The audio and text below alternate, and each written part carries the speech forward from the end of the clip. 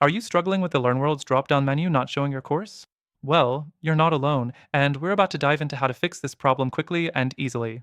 Stick around until the end because I'll also reveal an exclusive bonus offer and some alternatives that might be a better fit for your needs. The first thing you need to check is the course visibility settings.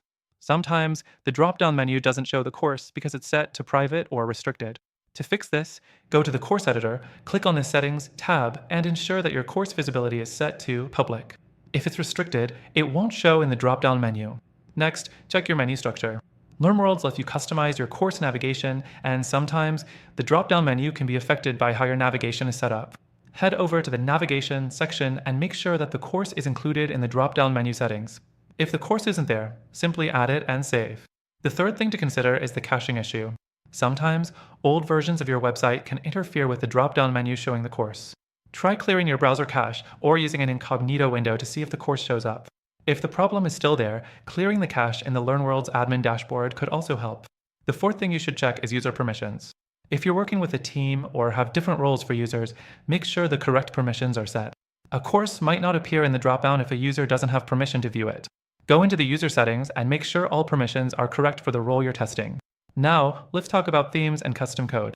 If you've made customizations to your LearnWorlds site using custom CSS or JavaScript, it might be causing the dropdown to malfunction. Try switching to the default theme temporarily to see if the issue persists. If switching themes works, you'll know it's related to the custom code you added, and you can start troubleshooting from there. Now that you've fixed the dropdown issue, here's a bonus tip.